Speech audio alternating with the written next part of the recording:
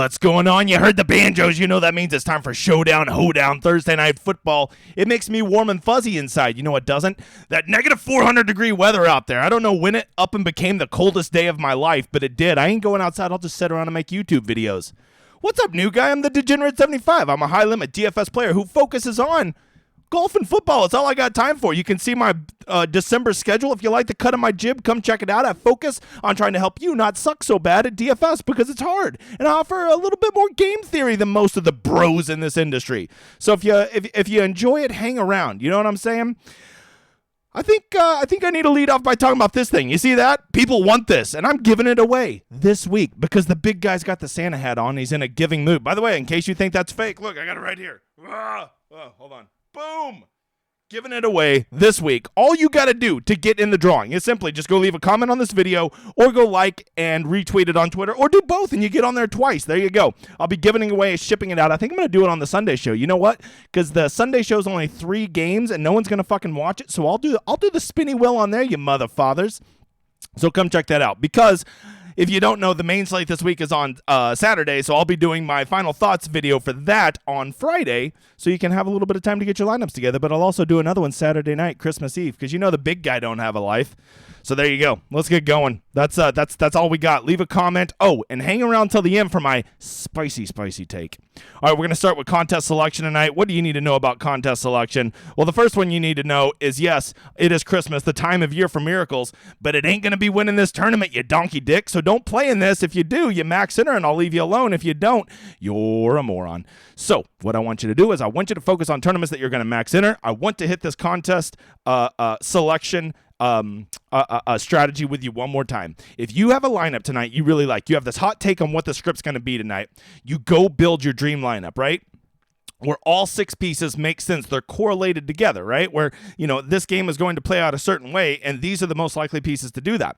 And then I want you to go take that and put it in a single entry. But then what I want you to do is I want you to say, but there is a path that maybe it's not Elijah Moore that should be my last guy in. Maybe it should be Braxton Berrios. And I want you to just go take that one guy out and just put that one guy in and go put that in another single entry, right? I want you to do that 3 or 4 times, getting, you know, your 4th or your 5th or 6th final piece in your lineups, just one off. Just trade them out for one other guy that basically provides the same role as them, right? Maybe you have Z Knight in your lineup. Go switch it to Michael Carter because those two make sense. One of them will go off. I doubt both of them do. It could happen, right?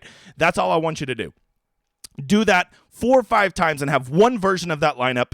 Enter in a bunch of single entries, different values, or even a 3 max. But just make sure you're max entering. Try that. I'm telling you, this is a proven strategy that so many top players do that no one does. Okay. Hey, for a week long this Saturday, go get in my contest. Absolutely free. No strings attached. All you got to do is simply enter it. If you win, free Millionaire Maker ticket with me. Me and you will build it together. The winner gets, or it will split the profits 50-50. Second place gets a free month on my Discord, which people fucking love. All right, let's get to the game tonight. That's why you're here, and we don't got all day, you mother father. It's up in Jersey, because if you don't know, that's where they play. I know they're the New York Jets, but they want to mindfuck you. I guess it's cheaper over in New Jersey. I'm sure there's some reason. But as you can see, it is going to be rainy tonight. It is going to be cold tonight. Not as cold as I would think. Not as cold as it is here, that's for sure.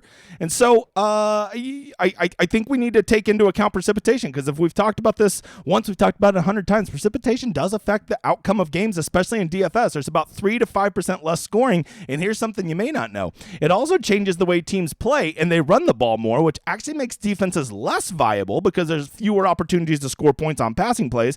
And also it makes teams go for it on 4th down more often and kick the field goal less in wet conditions.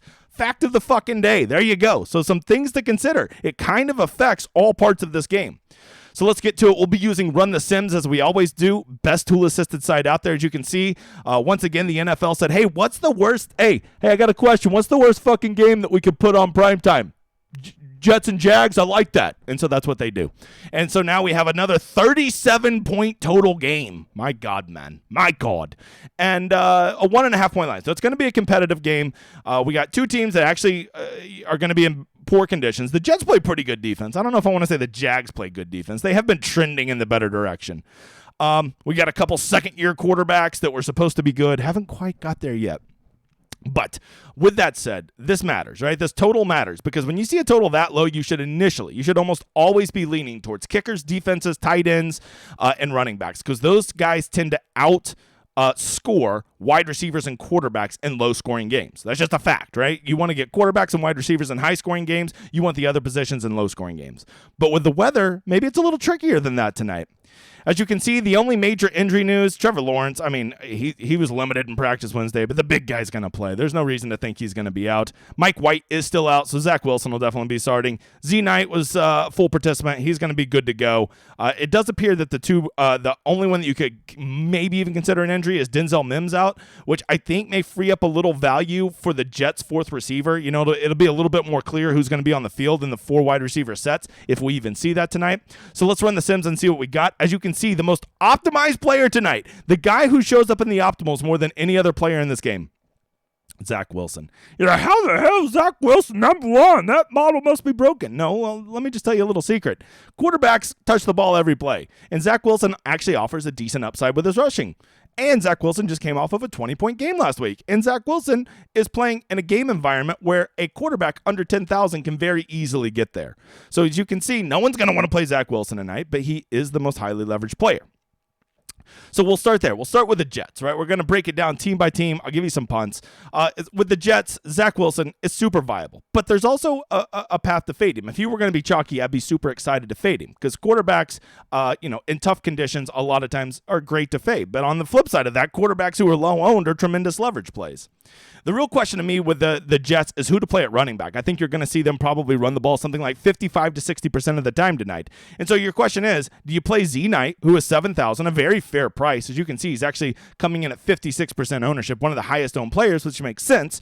But the sneakier play, I think, is an overpriced $6,400 Michael Carter. He has been getting a decent amount of the shares. He's been getting a decent amount of the goal line goal work, and we know that he can catch the ball out of the backfield. So because of that, Michael Carter, I think, might be a very sneaky play, but I think that you want to pick one of these guys, and if you have some narrative that maybe the Jets are going to blow out the Jags tonight, I think you could probably get away with putting them both in a lineup, but I think that only works in certain scripts, so be careful sticking those two together, okay? For wide receivers for the Jets, Garrett Wilson has truly become their number 1. He has become a usage monster. Only thing you got to worry about is so many of his passes tend to be, he has a very high ADOT, average depth of target, and you got to wonder, are they going to be throwing the ball down the field to those 15, 20, 25-yard passes that he catches so frequently in these conditions? If you're not worried about the weather and you think that this game's going to play out like normal and weather's not going to affect it, well, then Garrett Wilson at 9,000 is the fucking steal play of the game. He is a nuts play. He is unbelievable for the upside and consistency that he offers you versus his price, right? But if you think this game is going to be a little bit more sloggy and not as much downfield, and it's going to, they're not going to be taking a lot of chances, well, then I think you really want to start looking at wide receivers more like Elijah Moore and Corey Davis and maybe even Braxton Berrios, guys who are running shorter routes and are going to do a lot of run after catch, right? Get a little yak for us, okay? Those wide receivers start to become very viable and if they're throwing shorter passes because, as we know, a full-point PPR really adds up. If you can get the 5 catches and 50 yards with Braxton Berrios, 10 points on 1,600 is going to get you there, brother. For the Jets, their kicker, Zerline, as you can see, is actually a plus EV play. He's projected at 29% ownership. He's showing up in the optimals almost a third of the time. So if you're not worried, maybe he's used to kicking in the shitty conditions. I tend to, not love kickers tonight. But I will tell you, the Jets defense will get after your ass. Trevor Lawrence has a pick 6 or 2 in him at any time. I'm not convinced that the Jags offensive line is the best pass blocking set out there. On the flip side, with the Jags, it's going to start with ETN. ETN offers a pretty nice floor because he has a cutout game out of the backfield receiving.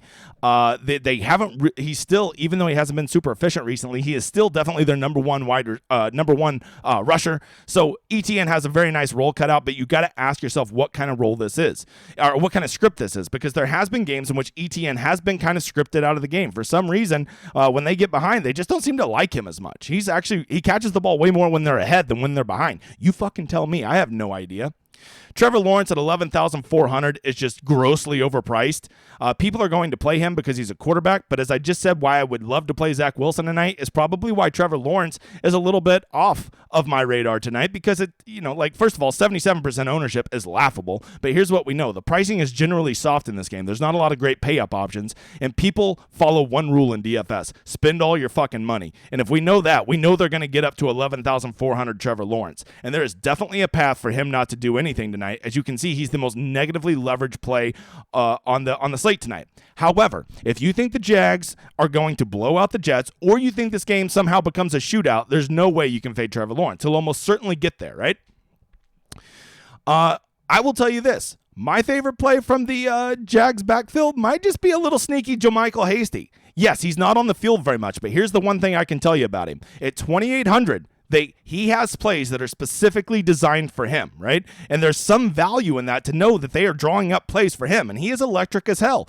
JaMychal Hasty could be a sneaky play as that last guy in your lineup tonight, and all you need him to do is just hit one big end around, and he's broken the slate, right? So that is my sneaky play for Jacksonville's backfield to keep an eye on. Am I telling you he's going to go off? No, because no one fucking knows what they're going to do. I'm telling you to consider him, Bob. All right, wide receivers. We got the Sauce problem tonight, right? If you don't know, Sauce is the badass cornerback from the Jets, and basically whoever he's covering is like lockdown city, right? And so I think that, most people are going to assume he's going to guard Christian Kirk. Christian Kirk at 10,200 seems overpriced, but once again, with the soft options, I think his ownership will still be high. So the question is, does he guard Christian Kirk? That's what conventional wisdom would lead us to believe. However, I think that maybe he guards Zay Jones, because if you haven't noticed over the past several weeks, Zay Jones has essentially become the number one wide receiver for the Jags. He is running as many routes as Kirk and out-targeting him. So maybe he follows Zay Jones around, right? And so if you have some insider information, you go on that. But let's face it, Bob, you're just guessing. You're just guessing, new guy. That makes a third wide receiver like Marvin Jones Jr. really stick out to me. Okay, Marvin Jones Jr. is still highly involved in this offense. He's going to surely not see the not coverage, or the not coverage. He's definitely not going to see the Sauce coverage. Sorry, I got other things on my mind. Or maybe it's Evan Ingram, who over the past several weeks has maybe emerged as Trevor Lawrence's favorite target, right? 7,600 is pretty pricey for a tight end, but man, he almost feels like a receiver recently.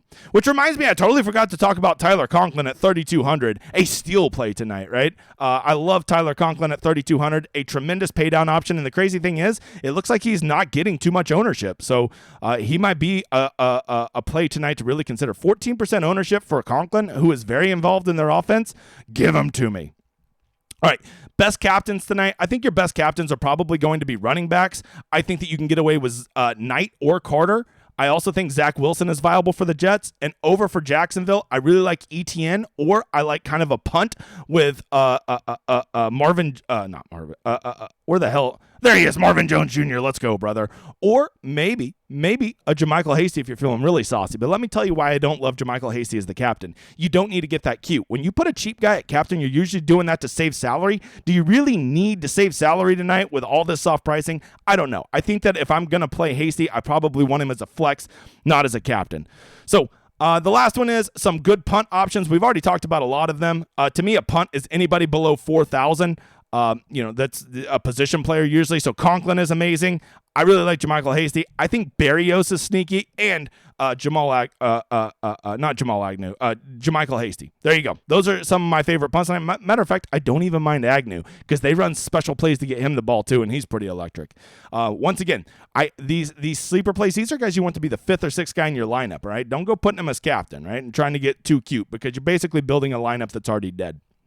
So there you go. Hey, I totally forgot to tell you. Go like and subscribe. The new guy is almost, what the hell am I at? Like 2,200. So go like and subscribe. Hang around for my spicy take in just a second. Don't forget, hey, I think I'm building my own website. What the fuck is my life? What is my life right now? But in the meantime, I'm still on Patreon. I have a whole Discord where I make special content for them. Come check it out. We're growing every day, you motherfather. Go give me a follow on Twitter. Make sure to like and retweet to get the sweater.